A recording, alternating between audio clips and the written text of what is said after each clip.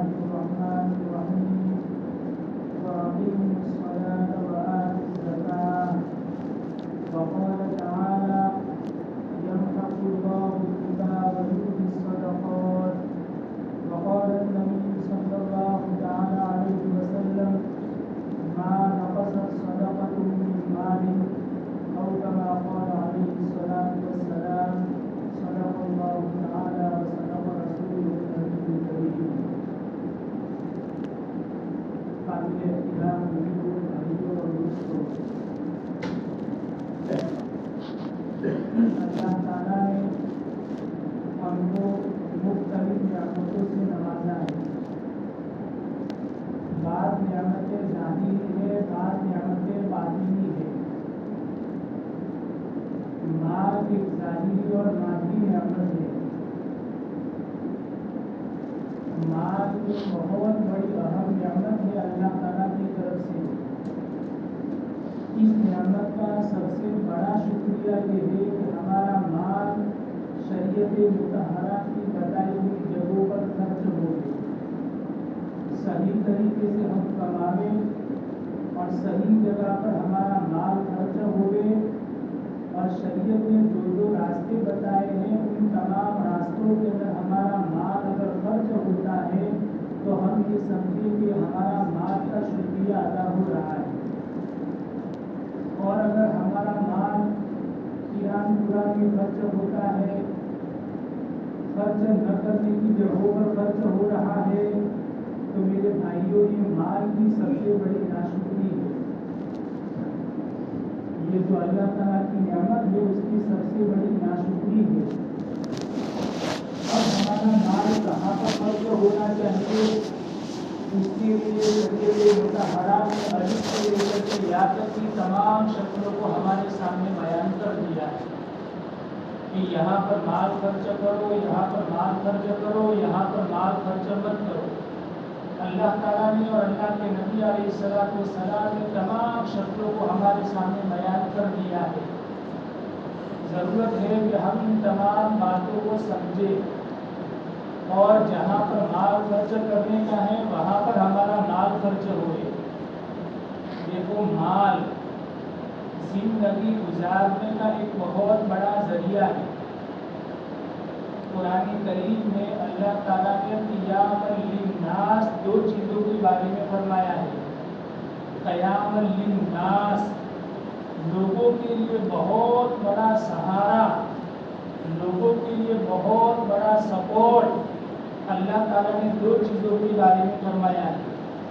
ایک تو مال کے بارے میں فرمایا قیام للناس، یہ لوگوں کے لیے بہت بڑا سہارا ہے.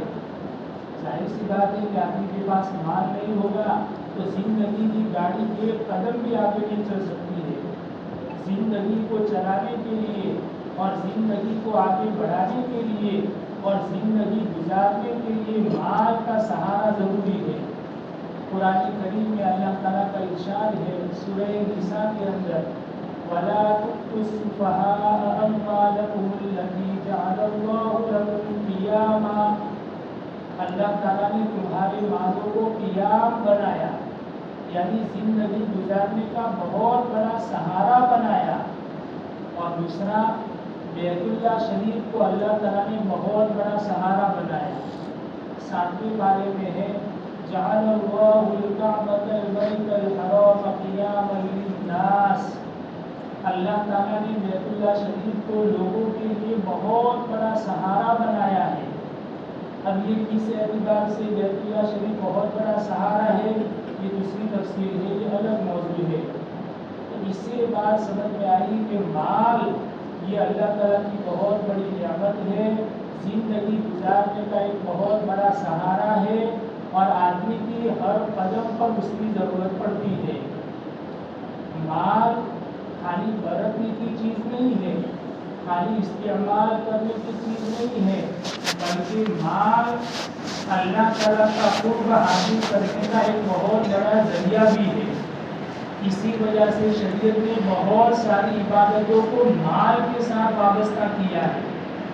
خالی عبادتیں بدن کے ساتھ وابستہ نہیں ہے، بہت ساری عبادتوں کو اللہ تعالیٰ نے مال کے ساتھ لگائی ہے۔ صدقہ فطر ہے، اسی طرح حج ہے، قربانی ہے، زکوٰۃ ہے، اللہ تعالیٰ نے ان تمام عبادتوں کو مال کے ساتھ لگایا ہے۔ معلوم یہ ہوا کہ مال خالی برتنے کی چیز نہیں ہے، خالی استعمال کرنے کی چیز نہیں ہے، بلکہ مال قرب الہی کا بہت بڑا ذریعہ ہے۔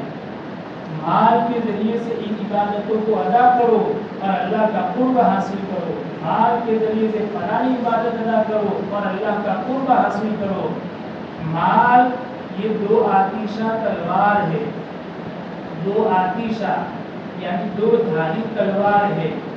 دو دھاری تلوار ہوتی ہے تو اس کو بہت احتیاط کے ساتھ چلانا پڑتا ہے۔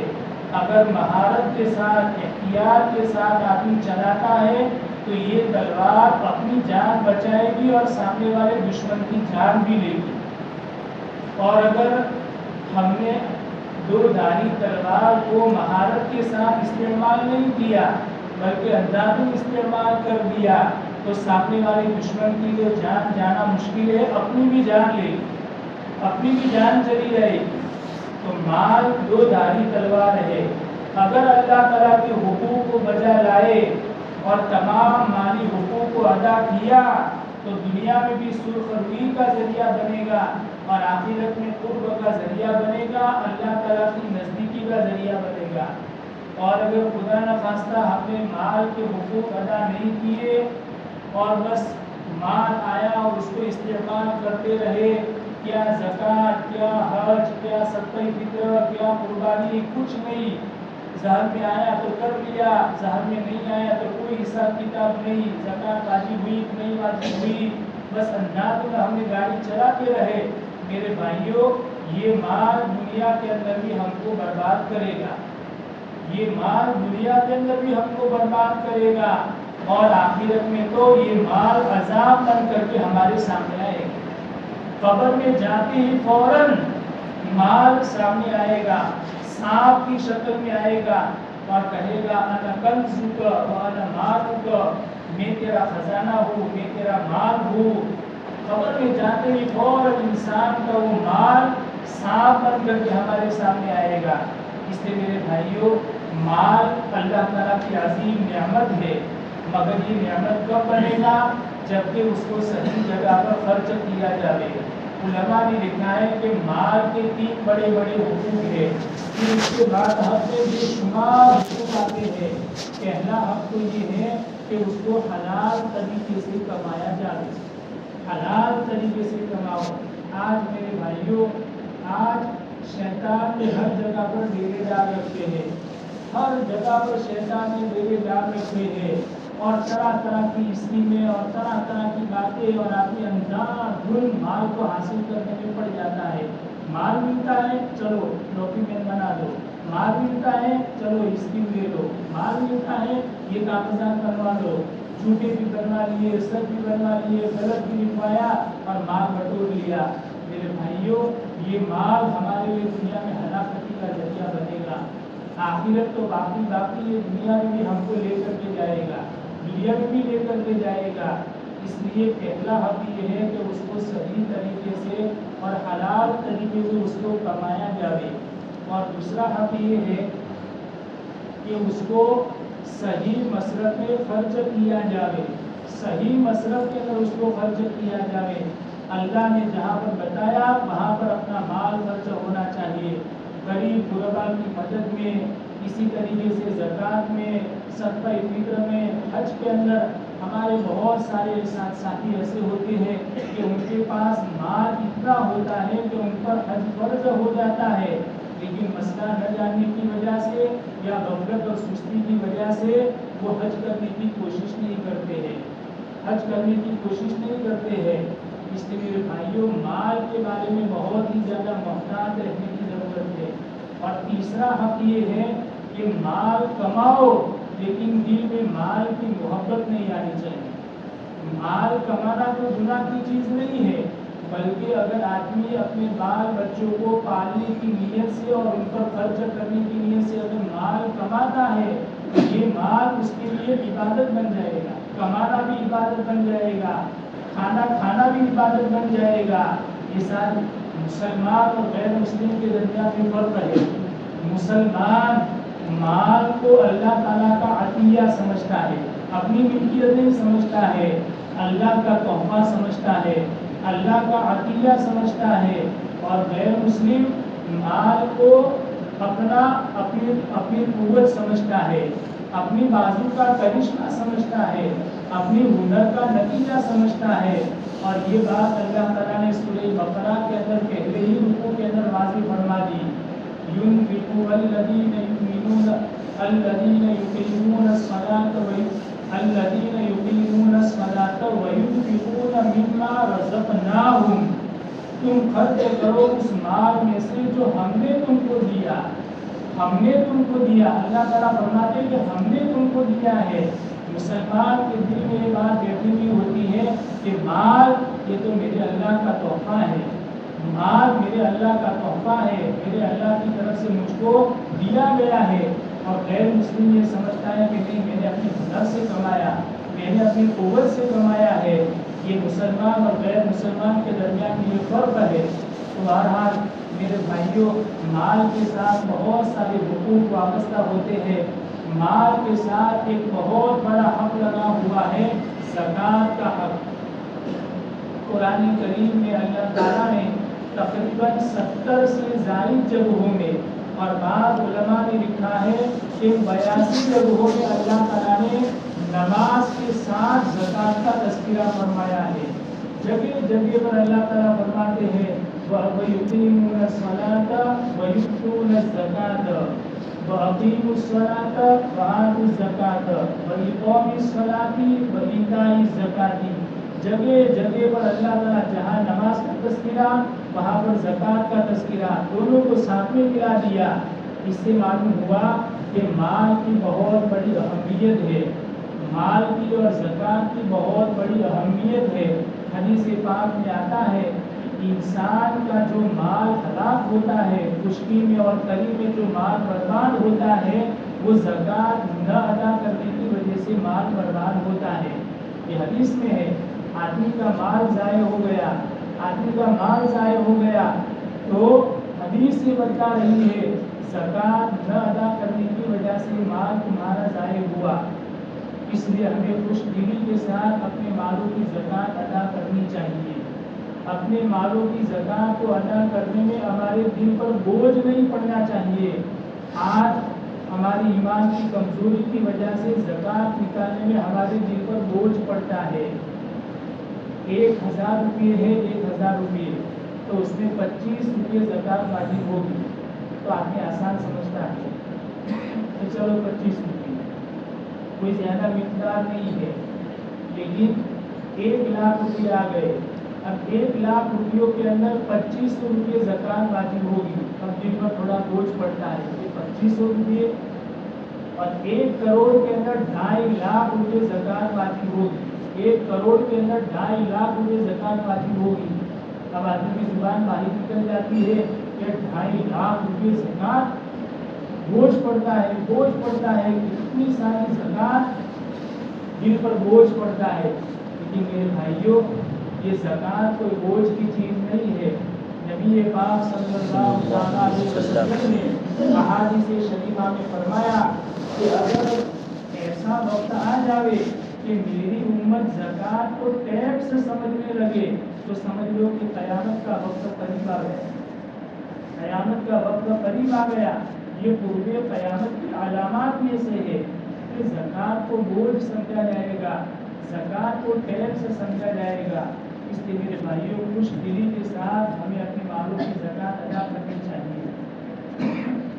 جو آیت کریمہ آپ کے سامنے پڑھی گئی اس میں اللہ تعالیٰ فرماتے ہیں یمحق اللہ الربا ویربی الصدقات، اللہ تعالیٰ کا اعلان ہے سود میں ہاتھ ڈالو گے تو اللہ تعالیٰ تم کو برباد کر دیں گے، تم کو کنگال کر دیں گے۔ چاہے ظاہر میں ایسا معلوم ہوتا ہے کہ نفع مل رہا ہے، 1,00,000 روپے دیے اور واپس 1,10,000 ملے، ظاہر میں نفع معلوم ہوتا ہے، مگر اللہ کا فرمان ہے یہ تمہارا مال ضائع ہو جائے گا۔ ظاہر میں نظر آتا ہے کہ مال بڑھ رہا ہے، مگر قرآن یہ کہہ رہا ہے یہ بربادی کا راستہ ہے، یہ بربادی کا راستہ ہے۔ اور آدمی جب زکوٰۃ نکالتا ہے 1,00,000 میں سے 2,500 روپے اس نے زکوٰۃ نکالی تو کتنے بچے؟ 97,500 روپے بچے۔ بظاہر ایسا معلوم ہوتا ہے کہ مال کم ہوا، وہاں پر ایسا معلوم ہوتا ہے کہ مال بڑھا، اور یہاں پر یہ معلوم ہوتا ہے کہ مال کم ہوا۔ لیکن قرآن کا سچا پکا وعدہ ہے کہ سود کے نتیجے میں مال برباد ہوگا اور زکوٰۃ کے نتیجے میں تمہارا مال بڑھے گا۔ قرآن کی بات ہے، پتھر کی لکیر ہے، ایک ذرہ برابر بھی اس میں کوئی شک و شبہ کی گنجائش نہیں۔ اللہ تعالیٰ زکوٰۃ کے نتیجے میں مال بڑھاتے ہیں، صدقات کے نتیجے میں مال کو بڑھاتے ہیں، یہ قرآن کریم کا سچا وعدہ ہے۔ اب نظر تو الٹا آ رہا ہے کہ مال کم ہو رہا ہے، اس کا کیا علاج؟ اس کا علاج حدیث میں بتایا ہے۔ اس کا علاج یہ ہے کہ ایک حدیث شریف ہم نے ذکر کی ہے، الصدقۃ تدفع البلایا، صدقہ چاہے نفلی صدقہ ہو، چاہے زکوٰۃ ہو، چاہے صدقہ فطر ہو، صدقہ یہ بلایا اور مصیبتوں کو ٹلاتا ہے۔ یعنی صدقہ کے نتیجے میں، زکوٰۃ کے نتیجے میں اللہ تعالیٰ تمام اداؤ بلاؤں سے آدمی کی حفاظت فرماتے ہیں۔ اب خالی ایک مثال لو خالی آسانی سے یہ بات سمجھ میں آ جائے گی۔ ایک آدمی ہے، اس کے پاس 1,00,000 روپیے ہے، 1,00,000 روپیے، اب اس نے 2,500 روپئے زکوٰۃ کے اندر اللہ کو راضی کرنے کے لیے اس نے نکال دیے، خوش دلی کے ساتھ اس نے 2,500 روپئے زکوٰۃ میں نکالے۔ اس زکوٰۃ کے ادا کرنے کے نتیجے میں اس کے اوپر ایک آفت آنے والی تھی، ایک مصیبت آنے والی تھی، ایک بیماری آنے والی تھی جس میں 50,000 روپئے اس کے برباد ہو جاتے۔ لیکن زکوٰۃ نکالنے کے نتیجے میں اللہ تعالیٰ نے اس کی وہ 50,000 والی مصیبت ہٹا دی، 50,000 والی مصیبت اللہ تعالیٰ نے ہٹا دی۔ اور یہ زکوٰۃ ادا کرنے کے نتیجے میں اللہ تعالیٰ نے کاروبار میں ایسی برکت عطا فرمائی، ایسی برکت عطا فرمائی کہ 1 سال ہوتے اس کا مال ڈبل ہو گیا، یعنی 1,00,000 کا 2,00,000 ہو گیا۔ بولو مال کم ہوا کہ مال زیادہ ہوا؟ مال زیادہ ہوا۔ اور اگر ہم نے خدا نخواستہ اپنے مال کی زکوٰۃ نہیں نکالی، 2,500 روپئے زکوٰۃ میں نہیں نکالے اور وہ بیماری آ گئی، وہ مصیبت آ گئی اور ہمارے 50,000 روپئے چلے گئے، 50,000 روپئے چلے گئے، زکوٰۃ ادا نہ کرنے کے نتیجے میں 50,000 روپئے چلے گئے، یہ کتنا بڑا نقصان ہوا زکوٰۃ نہ نکالنے کے نتیجے میں۔ اس لیے میرے بھائیوں، زکوٰۃ ایک بہت بڑا اہم فریضہ ہے، اتنا بڑا اہم فریضہ ہے کہ حضرت صدیق اکبر رضی اللہ تعالیٰ عنہ نے اپنے زمانے خلافت میں جن لوگوں نے زکوٰۃ دینے سے انکار کر دیا تھا اور اسلامی سلطنت اور بیت المال کے جمع کروانے سے انکار کر دیا تھا، ان کے خلاف جنگ کا اعلان کیا تھا۔ واللہ لأقاتلن، قسم بخدا میں ضرور ان سے جہاد کروں گا۔ معلوم یہ ہوا کہ قرآن کریم کا بہت اہم حکم ہے۔ میرے بھائیوں، ہم لوگ زکوٰۃ ادا کرتے ہیں، اللہ کا شکر ہے، لیکن بعض مرتبہ مسئلہ نہ جاننے کی وجہ سے یا تو ہمارے مال کی صحیح زکوٰۃ نہیں نکلتی یا پھر پوری زکوٰۃ نہیں نکالتی۔ میں آپ کی شکلیں کچھ بتاؤں گا آپ کو انشاءاللہ، جس میں گڑبڑی ہو جاتی ہے اور آدمی یہ سمجھتا ہے کہ میں نے تو اپنے مال کی پوری زکوٰۃ ادا کر دی، حالانکہ اس کی زکوٰۃ پوری ادا نہیں ہوئی۔ ایسا ہوتا ہے بعض مرتبہ۔ اس لیے اب آپ کے سامنے زکوٰۃ کے تعلق سے ضروری باتیں بیان کی جاتی ہے. آپ حضرات بہت ہی دھیان کے ساتھ سماعت فرماوے. اللہ تعالیٰ میرے لیے کہنا اور سمجھانا آسان فرماوے اور آپ لوگوں کے لیے سمجھنا آسان فرماوے. دیکھیے ہمیں سب سے پہلا تو یہ سمجھنا ہے کہ زکوٰۃ کس آدمی پر واجب ہوگی.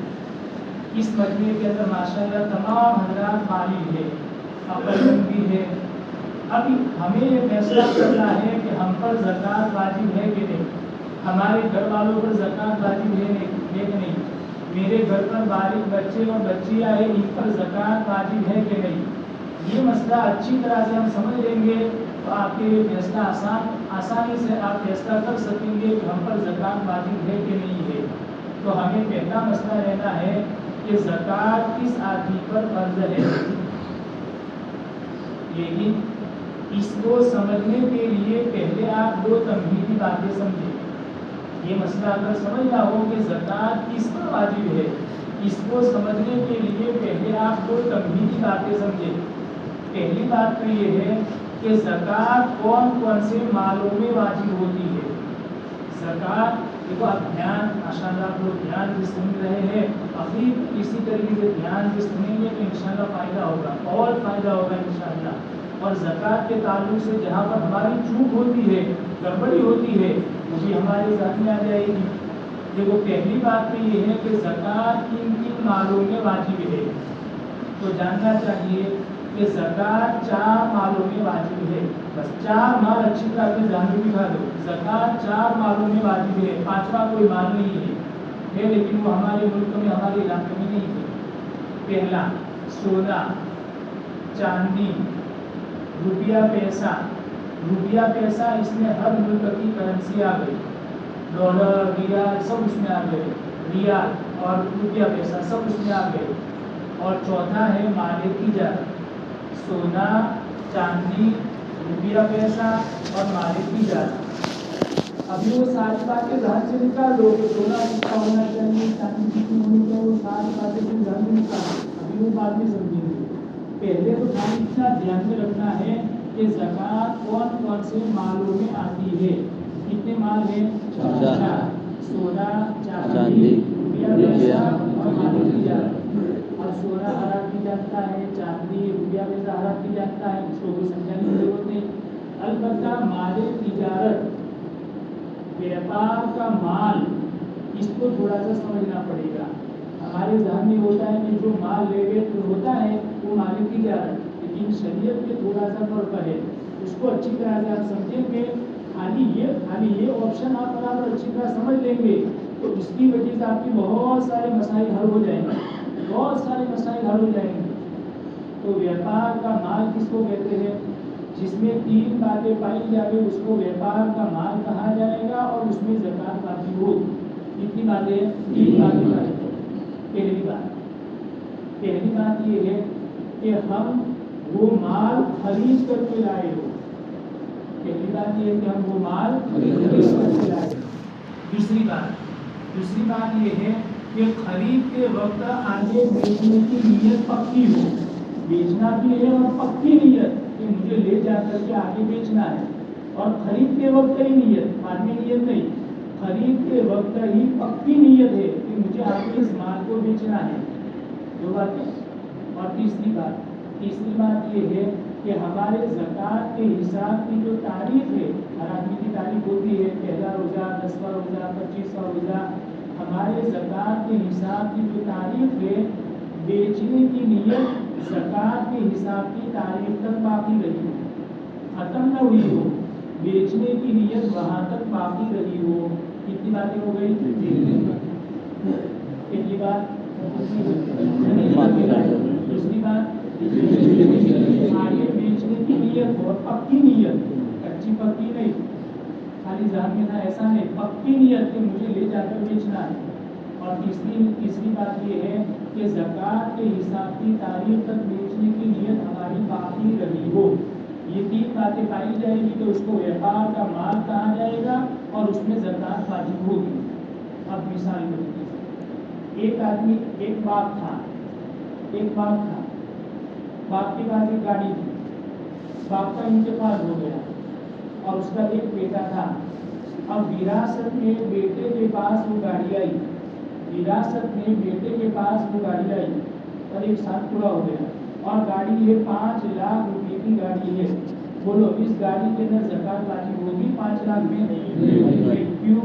اس بات ہے خرید کر نہیں لایا ہے بلکہ وہ وراثت میں آئی ہے, اس لیے اس میں زکات واجب نہیں ہوگی. باپ تھا, اس نے اپنی حیات میں اپنے بیٹے کو 1 کروڑ بخشش کیا. دیکھو بیٹا 1 کروڑ تمہارا ہے, میں نے تم کو بخشش کر دیا.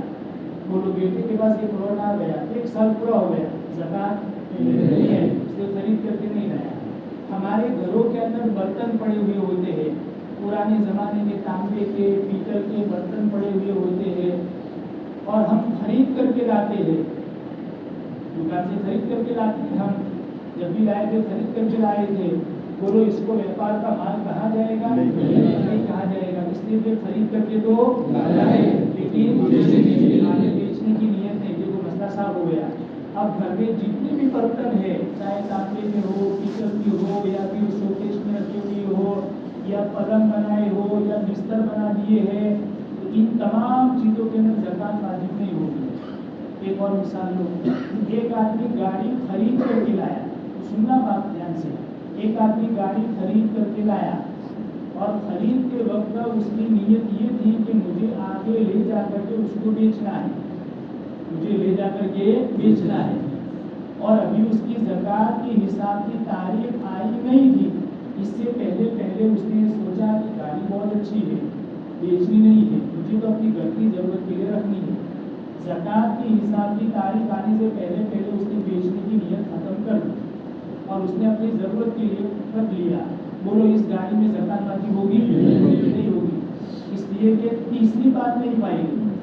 بیچنے کی نیت زکات کے حساب کی تاریخ تک باقی رہی ہے تو زکات واجب ہوگی. ارے سمجھ آ رہا ہے؟ الحمدللہ.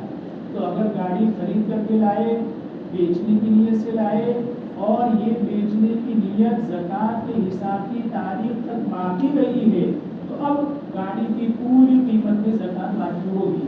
لہذا زکات کا حساب کریں گے تو 5 لاکھ اس میں ڈالنے پڑے گی. گاڑی کی قیمت کے 5 لاکھ روپے اس میں ایڈ کرنے پڑے گی اور اس میں زکات واجب ہوگی.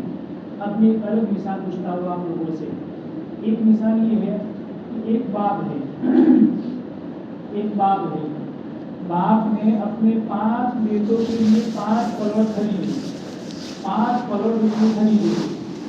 1 پلاٹ کی قیمت 5 لاکھ روپے, 5 پلاٹ اس نے خریدے اپنے 5 بیٹوں کے لیے. 25 لاکھ کے اس نے پلاٹ خریدے, اور ذہن میں یہ ہے کہ میرے بچے بڑے ہوں گے تو اس میں گھر بنائیں گے اور اس میں رہیں گے. اب اس میں 1 سال پورا ہو گیا, بولو اس میں زکات واجب ہوگی؟ نہیں واجب ہوگی, اس لیے یہ خریدے ہیں لیکن بیچنے کے لیے سے.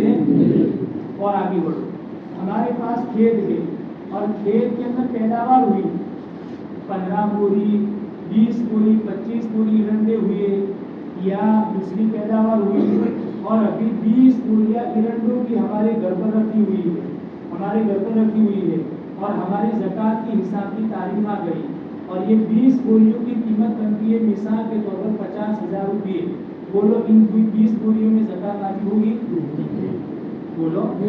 حالانکہ بیچنے کی نیت ہے, بیچنے کی نیت نہیں, کیا کرے گا؟ مجھے بیچے گا ہی, اناج مارکیٹ میں جا کر کے بیچے گا ہی, گھر مارکیٹ میں جا کر کے بیچے گا ہی. بیچنے کی نیت ہے مگر خرید کر کے نہیں لایا, لہٰذا اس میں زکات واجب نہیں. تو خالی آپ اتنا آپشن اچھی طریقے سے سمجھ لے کہ شریعت میں مال ویپار کا مال کس کو کہتے ہیں؟ خرید کر کے لایا ہو, بیچنے کی نیت ہو, اور زکات کے حساب کی تاریخ تک بیچنے کی نیت باقی رہی ہو تو اس کو ویپار کا مال کہا جائے گا اور اس میں زکات واجب ہوگی. یہ میں نے جو آپ کو 2 باتیں کہی تھی اس میں سے ایک بات تو یہ ہو گئی. بات سمجھ میں آ گئی کہ زکات کون سے مالوں میں واجب ہوگی؟ بولو. سونا, چاندی, روپیہ, پیسہ اور ویپار کا مال. اور ویپار کا مال کس کو کہتے ہیں وہ آپ کی سامنے آ گیا. ایک بات پوری ہو گئی. اب اس کو الگ کرو. دوسری بات یہ ہے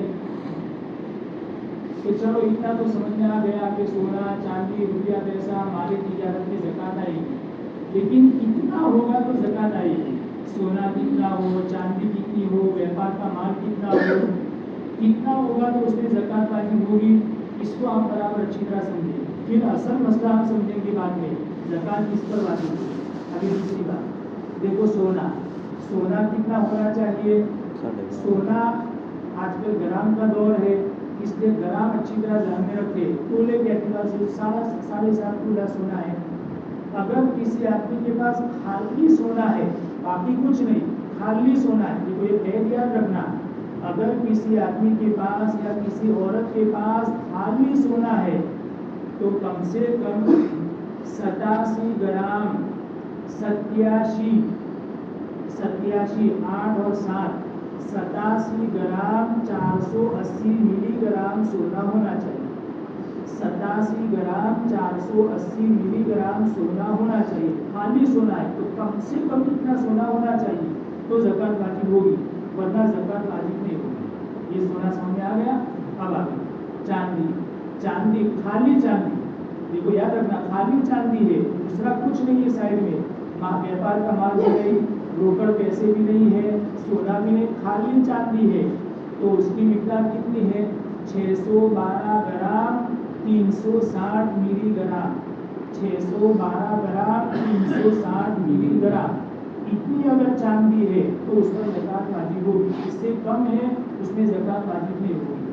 अब तीसरी बात, रोकड़ पैसे है किसी आदमी के पास, तो कितने पैसे होंगे तो ज़कात वाजिब होगी। तो उसके लिए सीधा आसान तरीका ये है कि इतने पैसे होने चाहिए कि 612 ग्राम चांदी आ सके, इतने पैसे होने चाहिए। आजकल सोने चांदी का भाव थोड़ा कम ज़्यादा बहुत ज़्यादा होता है, कभी कम कभी एकदम से उछाला आ जाता है, ऐसा होता रहता है। लगभग आज के दिन के एतबार से और 2-4 दिनों के एतबार से कम 612 ग्राम चांदी की कीमत बनती है 1,60,000 रुपये। 1.5 लाख या 1,60,000 के आगे पीछे ये, लेकिन असल पैसा नहीं, असल 612 ग्राम की कीमत है। तो अगर किसी आदमी के पास इतने पैसे हैं कि 612 ग्राम चांदी आ सकती है, तो इतने पैसे हैं तो उस पर ज़कात वाजिब हो जाएगी। और चौथा, व्यापार का माल है, तो व्यापार का माल कितना होना चाहिए। बोलो, एक आदमी की करियाने की दुकान है, एक आदमी की बर्तन की दुकान है, चप्पल की दुकान है, पान की गल्ले में माल भरा हुआ है, बोलो इसमें ज़कात वाजिब होगी नहीं। पहले तो ये बताओ आपको, इसमें ज़कात वाजिब होगी कि नहीं होगी। व्यापार का माल है, खरीद करके लाया, बेचने की नियत है और ज़कात के हिसाब की तारीख करके बेचने की नियत होती है। अब अगर करियाने की दुकान में हमने पूरा टोटल लगाया तो 1,60,000 के बराबर या उससे ज़्यादा हो गया, तो पूरी सारी चीज़ों में ज़कात वाजिब होगी कि नहीं। चारों का निसाब हमारे सामने आ गया। सोने का निसाब 87 ग्राम 480 मिलीग्राम, चांदी का निसाब 612 ग्राम 360 मिलीग्राम, रोकड़ पैसे उसके बकदरा और माले तिजारत ये उसकी 612 ग्राम चांदी के बकदरा होना चाहिए। ये दो बातें ध्यान में अच्छी तरह आ गई। अब असल मसला समझो कि ज़कात किस पर वाजिब है। देखो असल पॉइंट तो अब आया है, ज़कात किस पर वाजिब है, ये मसला समझने का है। 5 शर्तें पाई जाएगी तो ज़कात वाजिब होगी। कितनी शर्तें? 5 शर्तें पाई जाएगी तो उसमें ज़कात वाजिब होगी। पहली शर्त सब में पाई जाती है। आदमी मुसलमान, अल्लाह के फजल से मुसलमान है तो ज़कात आएगी, काफिर है तो उस पर ज़कात नहीं आएगी, इसलिए कि काफिर क़ुरान के मुकल्लफ नहीं है, उसूल के मुकल्लफ है। खैर ये बात छोड़ो। तो पहली शर्त ये है कि आदमी मुसलमान है, ये शर्त तो है अल्हम्दुलिल्लाह। दूसरी शर्त ये है कि आदमी अक्लमंद हो, समझदार हो, अक्लमंद हो तो ज़कात आएगी, वरना ज़कात नहीं आएगी।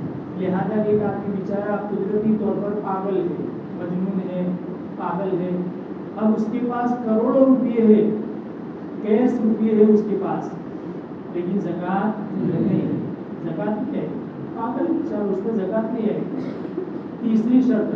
तीसरी शर्त ये है कि बालिग होना चाहिए। इस्लामी एतबार से कम उसके 15 साल होने चाहिए, या अलामत के एतबार से आदमी पहले बालिग हो गया, हमारा बालिग होना चाहिए तो ज़कात आएगी। अगर नाबालिग बच्चा या बच्ची है और उसके पास बहुत सारा माल है तो ज़कात नहीं है। अब एक मसला समझिए, यहाँ पर रुक कर اصل بات تو ہمیں رکھنے کی ہے ذہن میں.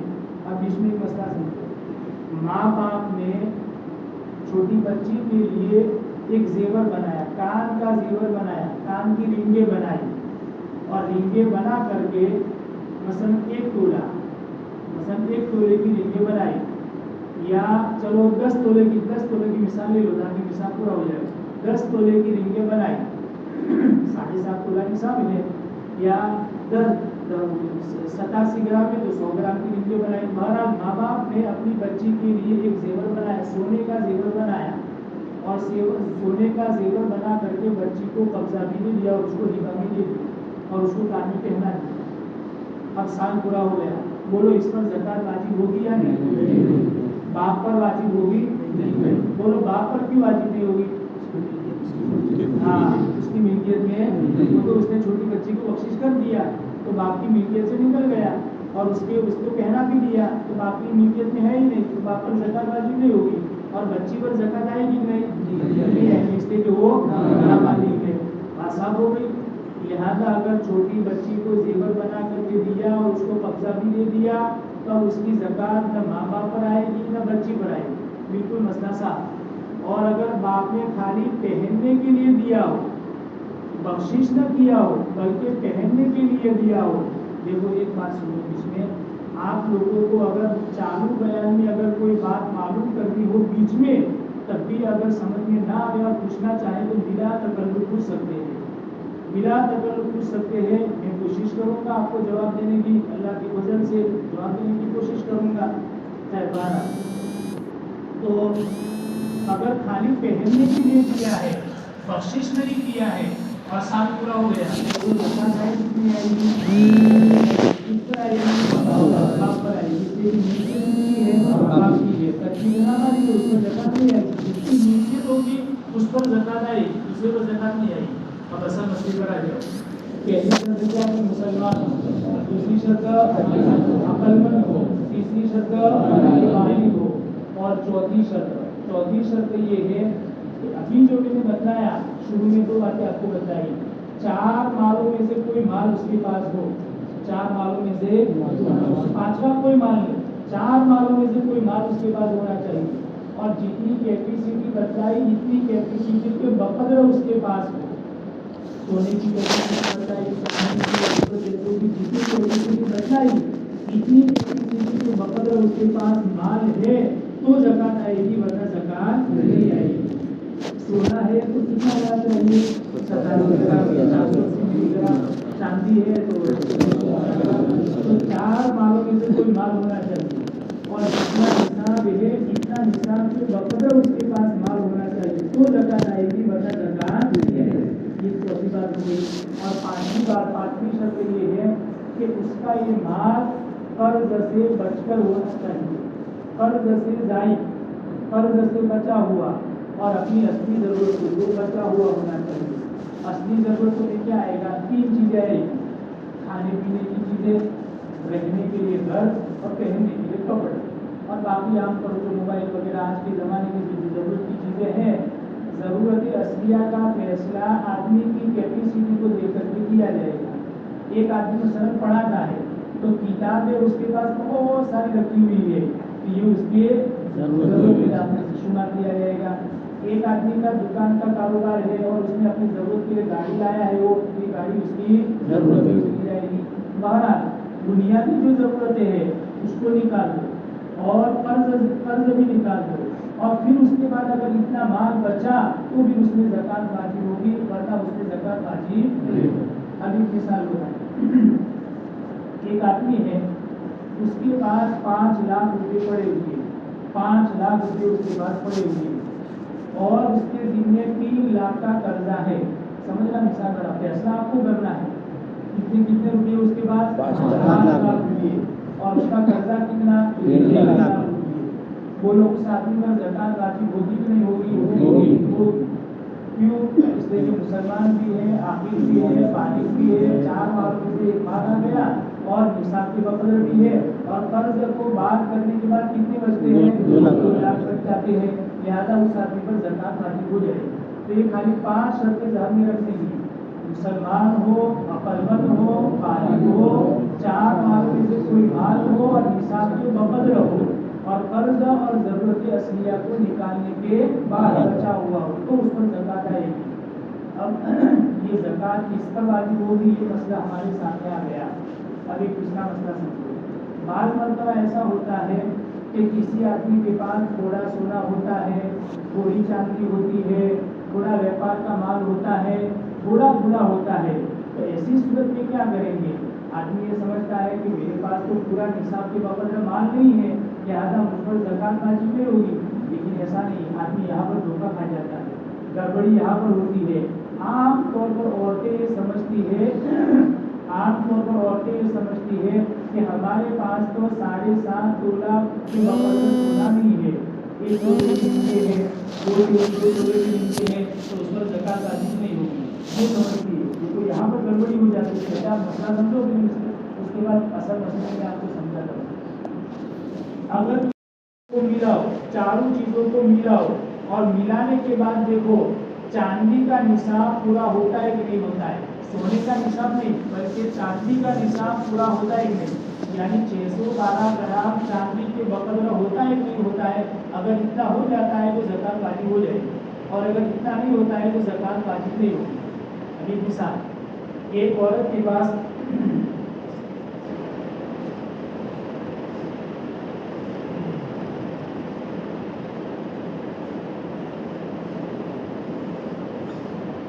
एक औरत है, मसलन एक औरत के पास 2 तोला सोना है, 2 तोला सोना है, और उसके पास थोड़े से रोकड़ पैसे पड़े हुए हैं। खाली 2 चीज़ें हैं, बस खाली 2 चीज़ें हैं, 2 तोला सोना और थोड़े रोकड़ पैसे। मसलन रोकड़ पैसे 50,000 रुपये है, सीधी 50,000 रुपये है, और 2 तोला सोना। तो ऐसी सूरत में दोनों को मिला करके देखा जाएगा। अगर दोनों को मिलाने के बाद 1,07,000 के बकद्र हो गया, लगभग आखिरी तारीख के एतबार से, तो वो ज़कात वाजिब होगी नहीं, और आराम से हो जाएगा। 2 तोला सोने की अगर कीमत निकालने जावे तो बहुत ज़्यादा हो जाएगी, तो सोना है और 50,000 रुपये तो कैश पड़े हुए हैं, 1,07,000 तो आराम। औरतें क्या समझती है कि ये तो सोना तो कहाँ निसाब के बकद्र है, तो खाली 2 तोला है, और सोने का निसाब तो 7.5 तोला है। तो औरतें ये समझती है कि उसकी ज़कात नहीं निकालनी, बल्कि उससे भी ज़्यादा गड़बड़ी है दूसरे मसले में होती है। वो दूसरा मसला क्या है? वो मसला ये है कि औरतें, देखो व्यापार का माल है तो उसकी ज़कात निकालना आसान है, इसलिए कि जावक है तो आवक भी है। व्यापार का माल है, नफ़ा होता रहेगा तो ज़कात निकालेंगे, तो नफ़ा होता रहेगा तो आपकी पर बोझ नहीं पड़ता है। व्यापार के माल की ज़कात निकालने में बोझ नहीं पड़ता है, लेकिन ज़ेवरात की ज़कात निकालने में थोड़ा बोझ पड़ता है, इसलिए कि ज़ेवरात तो पहने हुए है औरत के पास, अब आवक कुछ नहीं और ज़कात निकालनी पड़ती है, तो थोड़ा सा बोझ पड़ता है। तो औरतें क्या करती है? अपनी चालाकी इस्तेमाल करती है।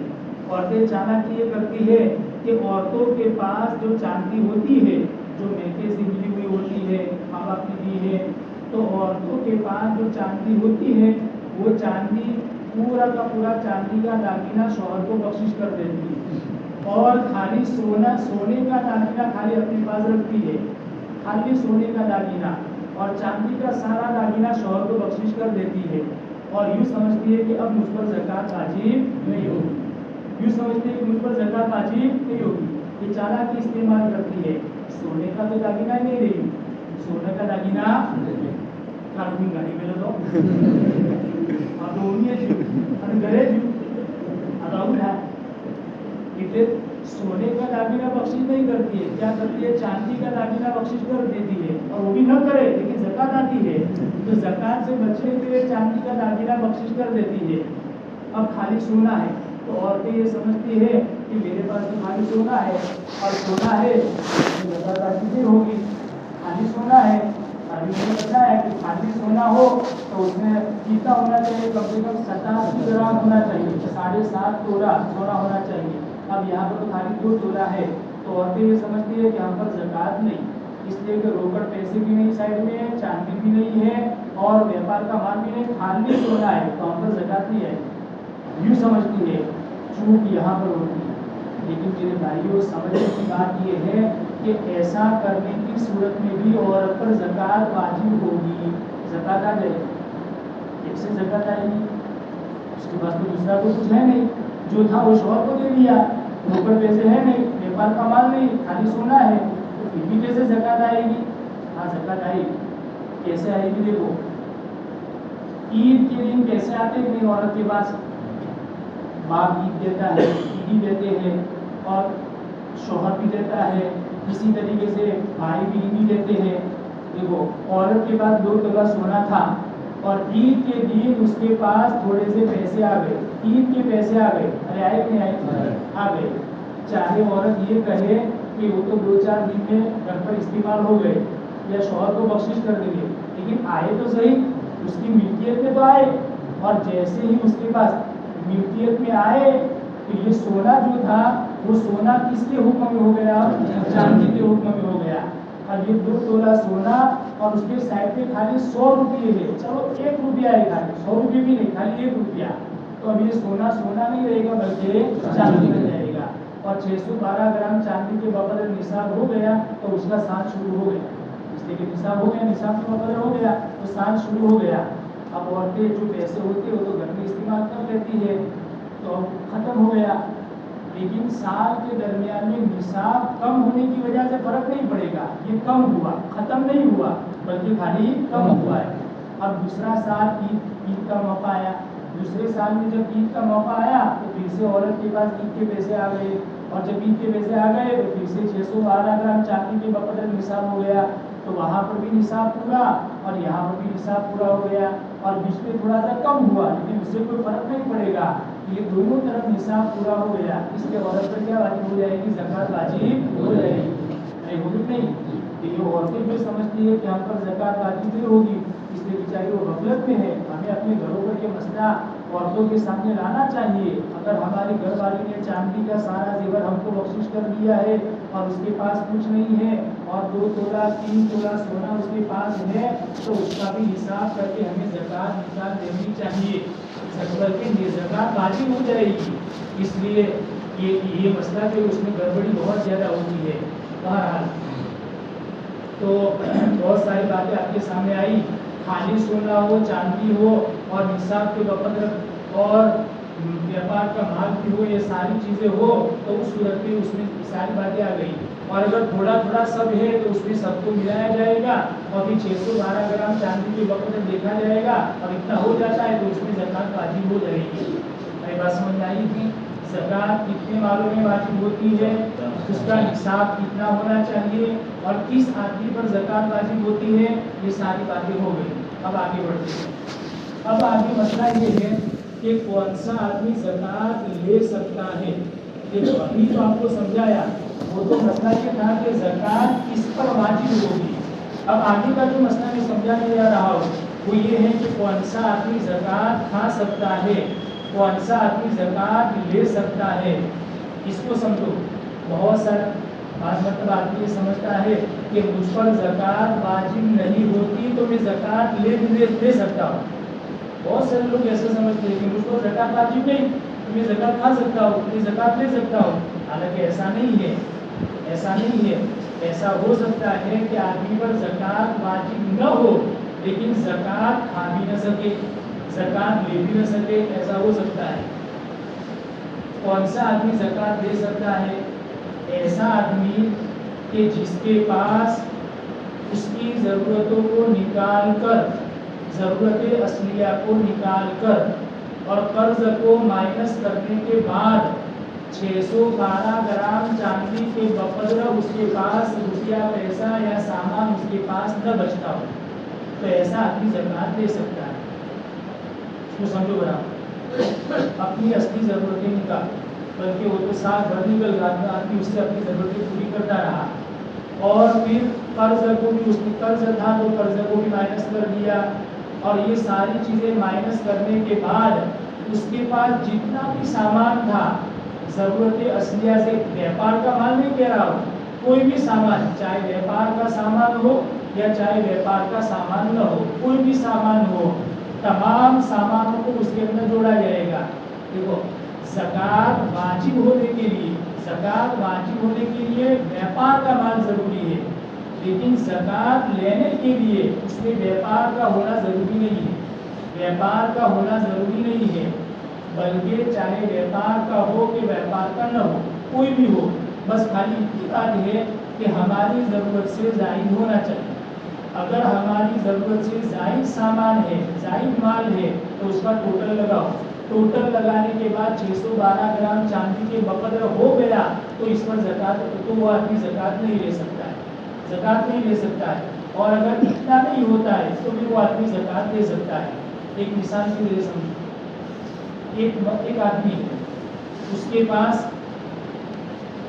گھر کے اندر چارپائیاں زائد پڑی ہوئی ہے، سال بھر میں ایک مرتبہ بھی استعمال نہ ہو تو سمجھ لو کہ وہ ضرورت سے زائد ہے، اور اگر سال بھر میں 1 2 مرتبہ 3 مرتبہ استعمال ہو جاتا ہے تو وہ سامان اپنی ضرورت میں آ گیا۔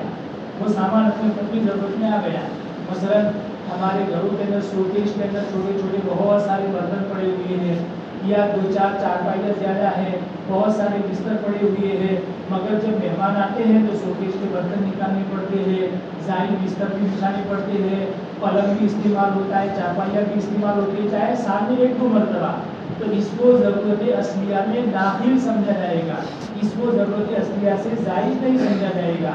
خیر، ایک آدمی کے پاس ضرورت سے زیادہ سامان پڑا ہوا ہے، سال بھر میں 1 مرتبہ بھی استعمال نہیں ہوتا ہے، مثلا وہ پرانے زمانے کے تانبے کے برتن پڑے ہوئے ہیں، وہ سال بھر میں استعمال ہوتے ہیں، کبھی استعمال نہیں ہوتے ہیں، وہ جتنے بھی برتن ہیں ان تمام برتنوں کی قیمت لگاؤ۔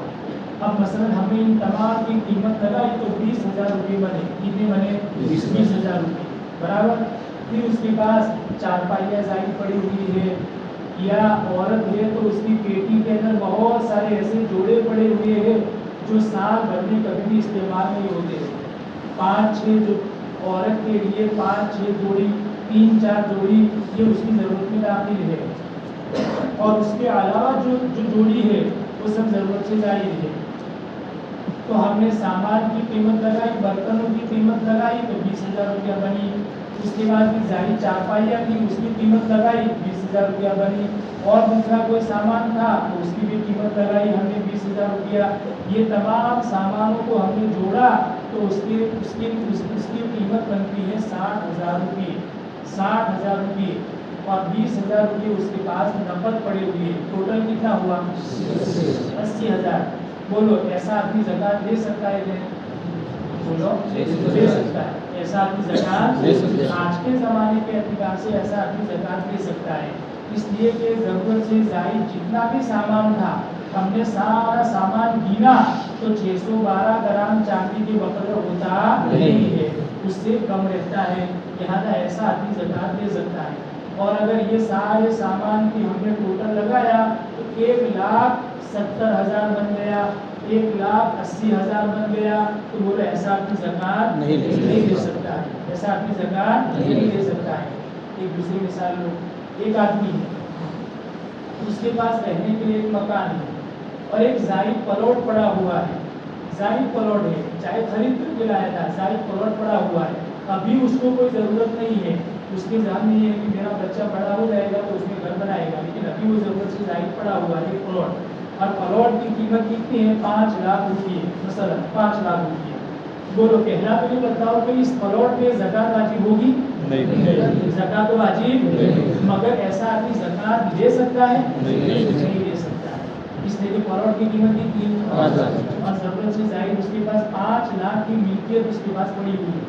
معلوم یہ ہوا کہ جس آدمی پر زکات واجب نہیں ہوتی ہے ایسا ضروری نہیں ہے کہ وہ آدمی زکات لے، زکات کھاوے، ایسا ضروری نہیں ہے، بلکہ بیچ میں ایک دوسرا درجہ آتا ہے۔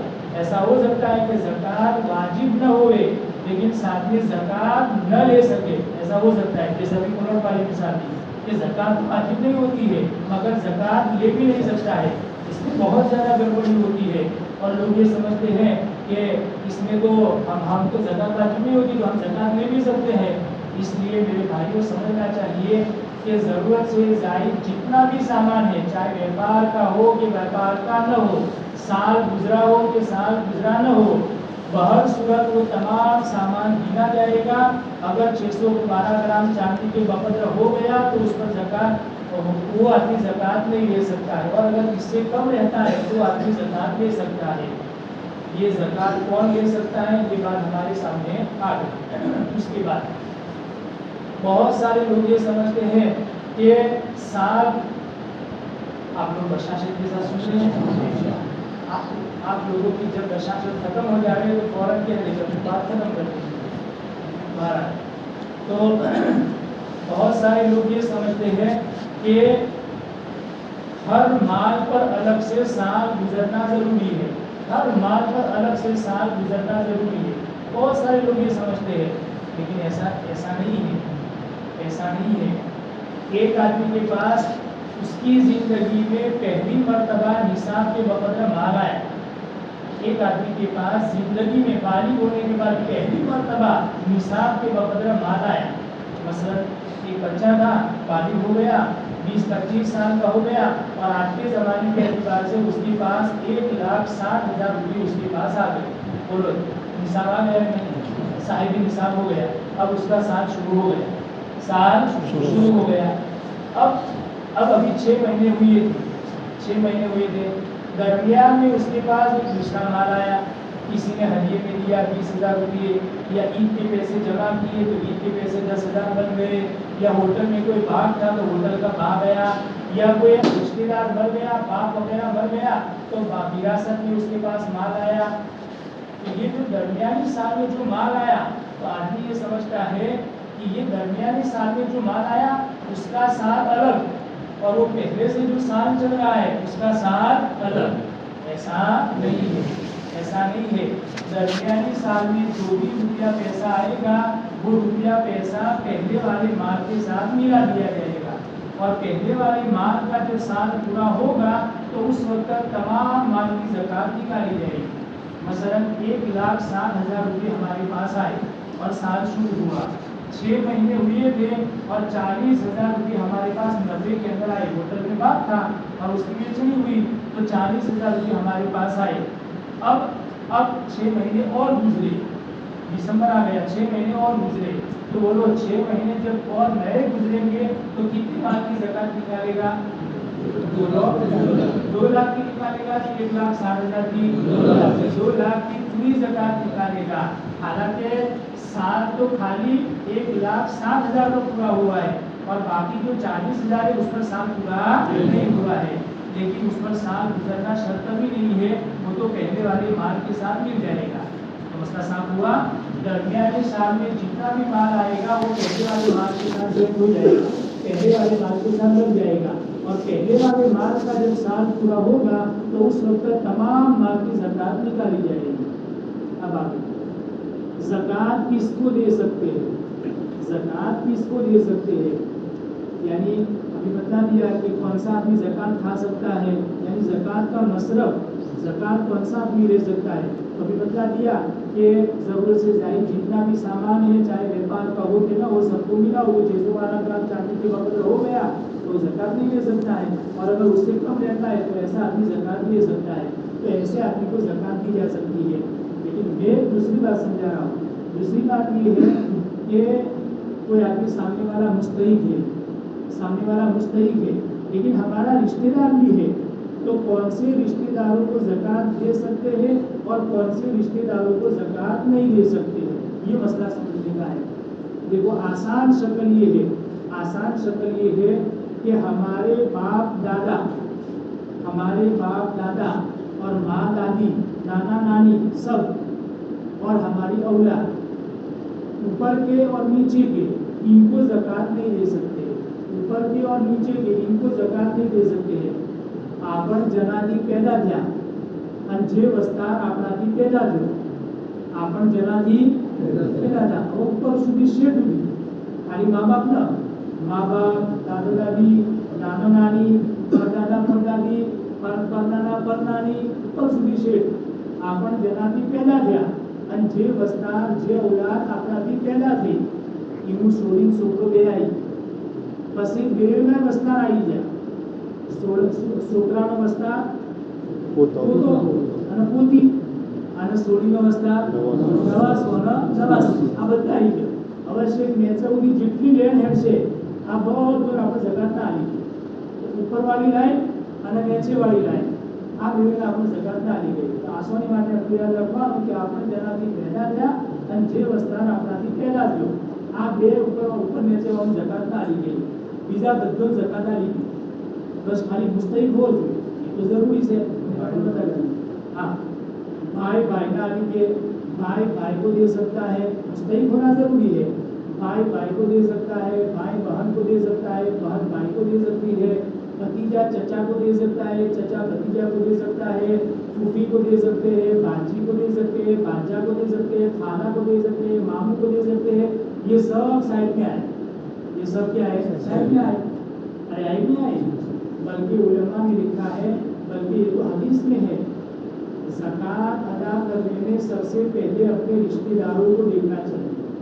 सबसे पहले अपने रिश्तेदारों को देखो कि मेरे भाई की क्या हालत है, मेरे बहन की क्या हालत है, मेरे भांजे की, मेरे भतीजे की क्या हालत है, मेरे चचा की कैसी हालत है. अगर वो मुस्तहिक है तो पहले इनको ज़कात दो. हदीस में आता है कि डबल सवाब मिलेगा. अपने रिश्तेदारों को ज़कात देने में डबल सवाब मिलेगा. कौन कौन सा डबल सवाब? एक सवाब तो मिलेगा ज़कात अदा करने का, तुमने ज़कात अदा की उसका सवाब मिलेगा.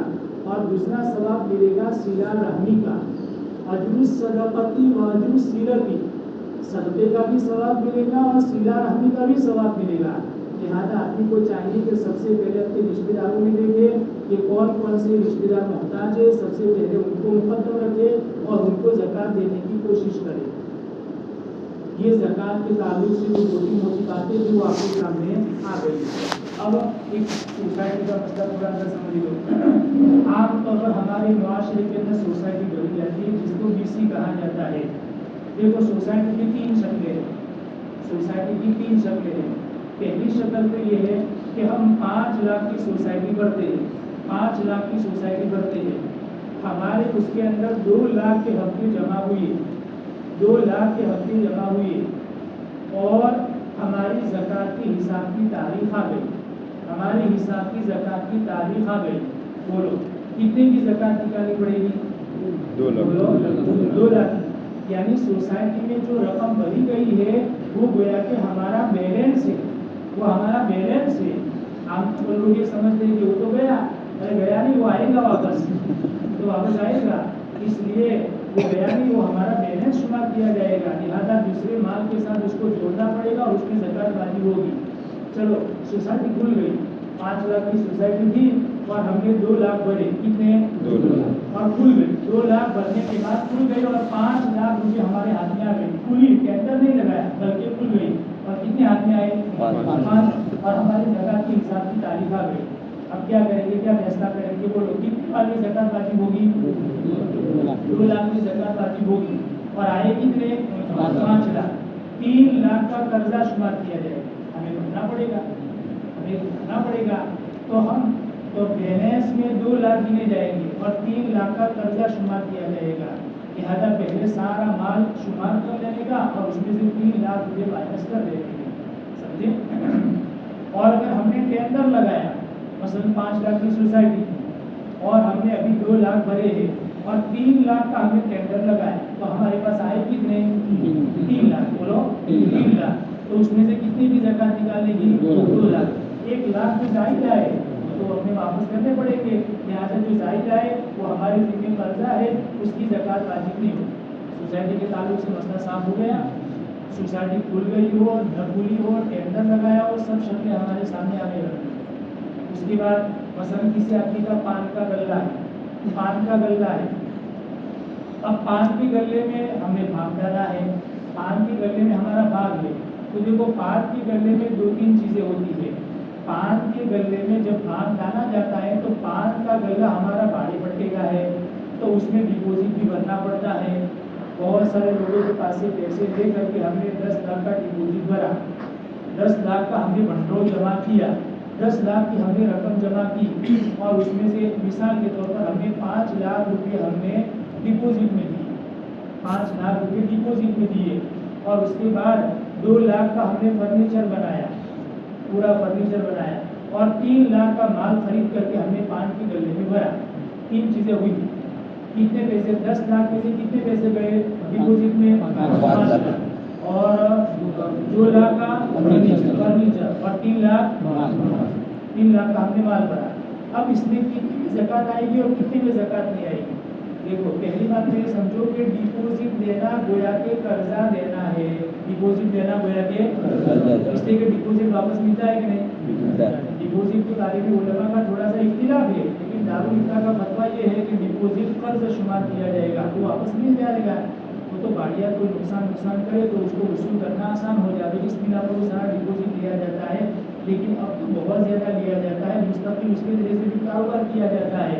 तो खैर, डिपॉजिट में जो 5 लाख रुपये गए उसमें ज़कात आएगी, क्योंकि वो तो कर्ज है।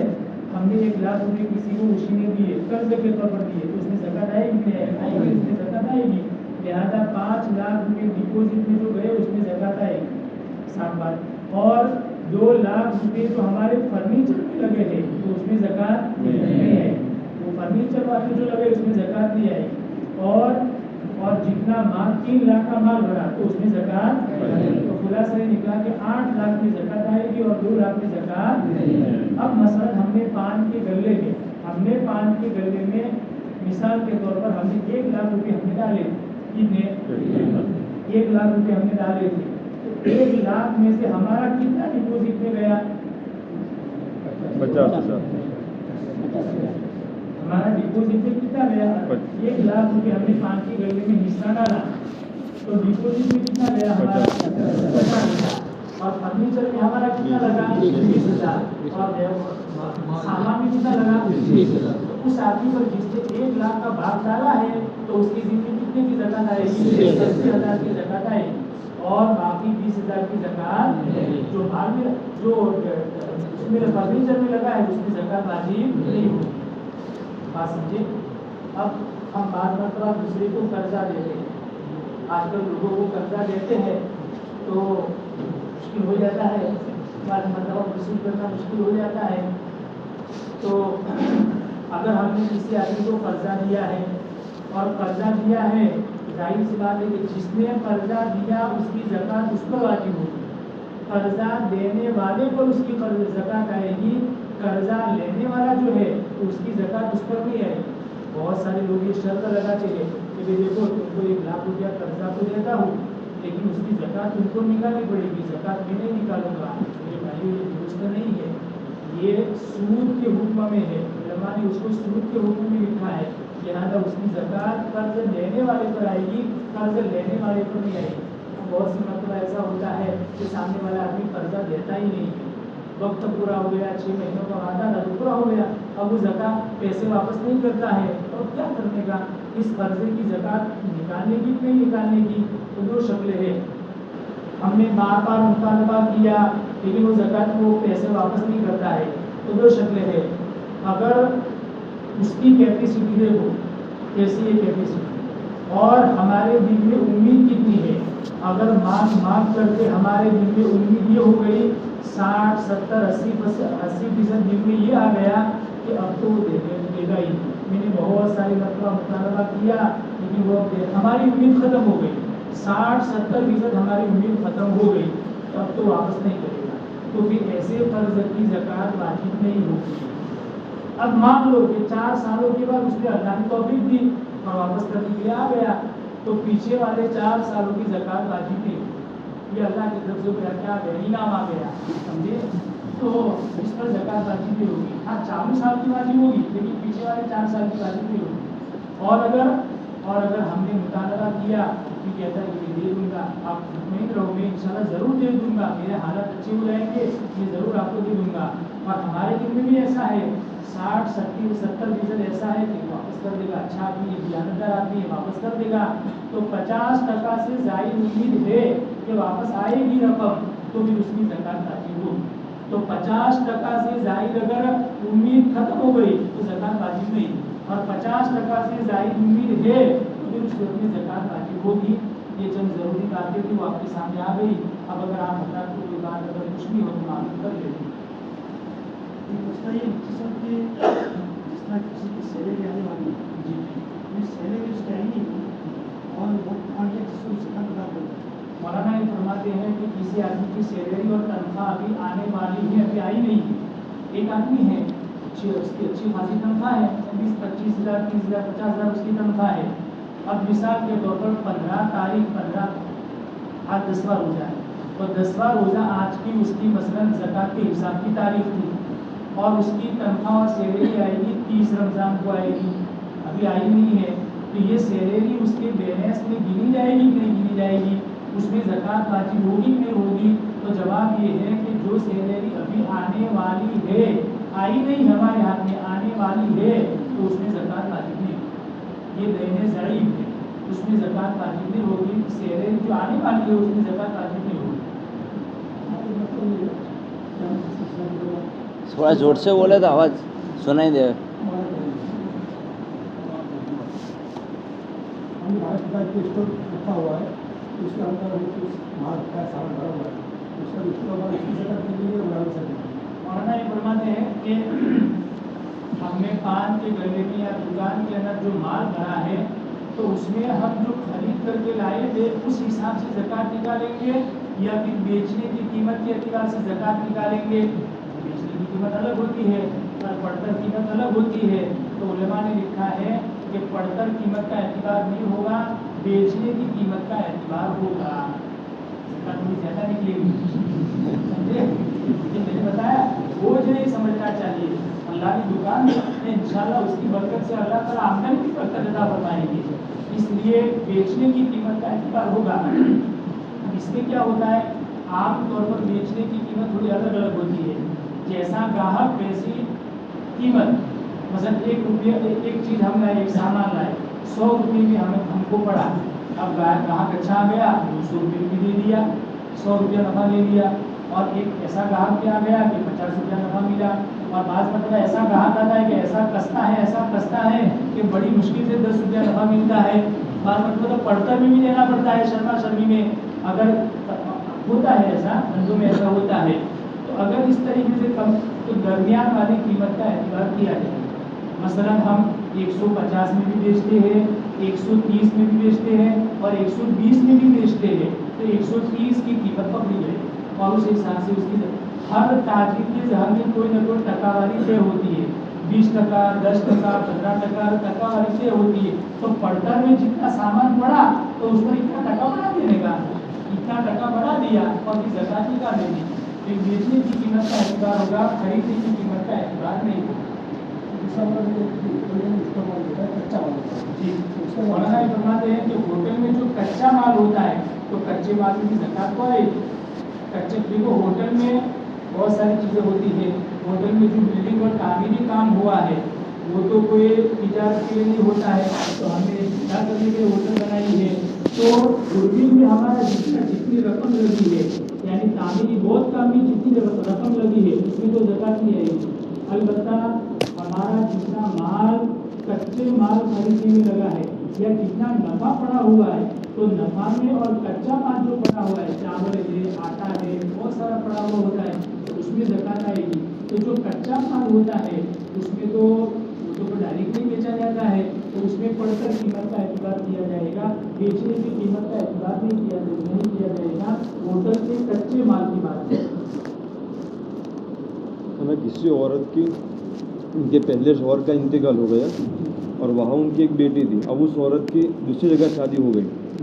اب وہ جو بیٹی تھی ان کا ایک لڑکا زکوٰۃ کا مستحق ہے, تو یہ تو نانی بن کر زکوٰۃ نہیں دے سکتی, لیکن دوسری شادی جو ہوئی تو یہ شوہر زکوٰۃ دے سکتے ہیں. اس شوہر کی سوتی بھی لڑکی,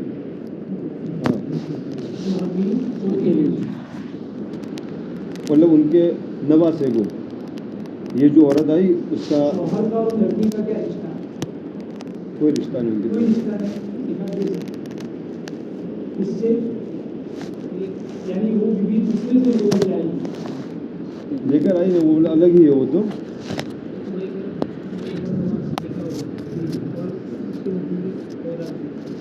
اگر وہ شوہر کے نطفے سے پیدا نہیں ہوئی ہے تو لے سکتا ہے. شوہر کے نطفے سے پیدا نہیں ہوئی ہے, دوسرے کے نطفے سے پیدا ہوئی ہے تو وہ الگ ہے, اس کو شوہر دے سکتا ہے, اس کی ماں نہیں دے سکتی. اس کی نمسکی نانی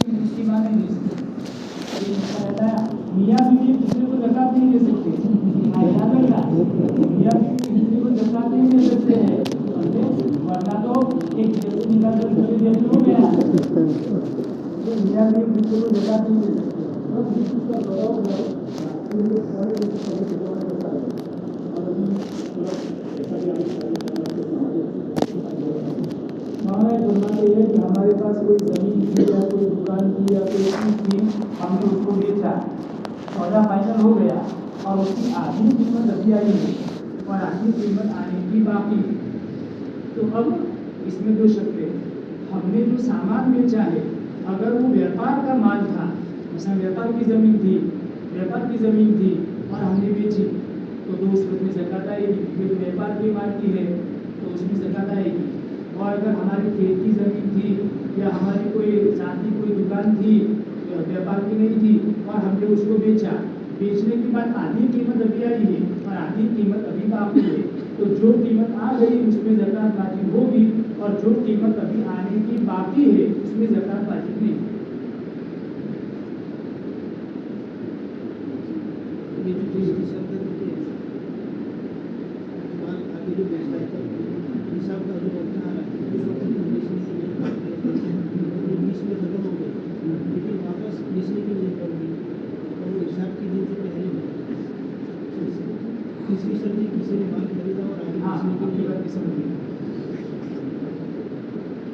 एक आदमी गाड़ी खरीद करके लाया, खरीदते वक्त तो उसको बेचने की नीयत थी और ज़कात के हिसाब की तारीख आने से पहले उसने बेचने की नीयत ख़त्म कर दी, बराबर ख़त्म कर दी, समझना बराबर, बेचने की नीयत ख़त्म कर दी, मगर ज़कात के हिसाब की तारीख आने से पहले फिर नीयत बदल गई और बेचने की नीयत कर दी। क्या समझे? दो मरतबा नीयतें हुई, पहले तो नीयत बेचने की थी, फिर ख़त्म कर दी, अभी ज़कात के हिसाब की तारीख आई नहीं थी और फिर से बेचने की नीयत कर दी, तो उसमें ज़कात वाजिब नहीं होगी। जब तक उसको नहीं बेचेगा तब तक ज़कात वाजिब नहीं होगी। जब तक उसको नहीं बेचेगा, पैसे आएंगे तो पैसों में ज़कात वाजिब होगी, लेकिन जब तक गाड़ी है तो उसमें ज़कात वाजिब नहीं होगी। उसके साथ अमल का होना ज़रूरी है, बेचने का अमल साथ में होना चाहिए। उस आदमी को हटने जाना है और उसने अपनी रकम जमा कर दी, 3 लाख 4 लाख रुपये जमा कर दी, तो वो पैसा निसब में गिना जाए। देखो, ये जो कहा गया कि ज़रूरत असलिया से ज़ायद हो, तो आदमी ये समझता है कि ज़रूरत असलिया का मतलब है कि आइंदा जो ज़रूरत पेश आएगी उसका एतबार, आइंदा जो ज़रूरत पेश आएगी उसका एतबार नहीं। साल भर में जो हमारा साल चलता रहा तो उसमें से अपनी ज़रूरतें पूरी करता रहा, कुर्बानी की, अपने सदक़ात भी किए, बहुत सारे किया, और फिर जब साल पूरा हुआ तो भी हिसाब के बकदर उसके पास माल था तो उसमें ज़कात वाजिब हो जाएगी। आइंदा की ज़रूरतों का एतबार नहीं होगा, आइंदा की ज़रूरतों का एतबार नहीं होगा। साल पूरा हुआ तो जितने पैसे पड़े हुए हैं पूरे माल में ज़कात वाजिब होगी। मसलन एक आदमी है और साल उसकी ज़कात की हिसाब की तारीख आ गई, मगर उसके ज़हन में ये है कि मुझे फ्रिज जाने का है, वॉश मशीन लाने का है, हज में जाने का है, तो आइंदा के प्लान में बहुत सारी चीज़ें हैं, तो उसका एतबार नहीं होगा और जो रोकड़ पैसे पड़े हुए हैं उन सब रोकड़ पैसों के अंदर ज़कात वाजिब हो जाएगी। आइंदा की ज़रूरतों का एतबार नहीं होगा। लिहाजा हज के लिए जो रकम जमा की है और अभी भरी नहीं है, तो जितनी भी रकम पड़ी हुई है इन सारी रकम पर ज़कात वाजिब हो जाएगी। और अगर एक राउंड हमने भर लिया और 2 राउंड पड़े हुए हैं तो 2 राउंड में ज़कात आएगी और जो राउंड भर दिया उसमें ज़कात नहीं आएगी।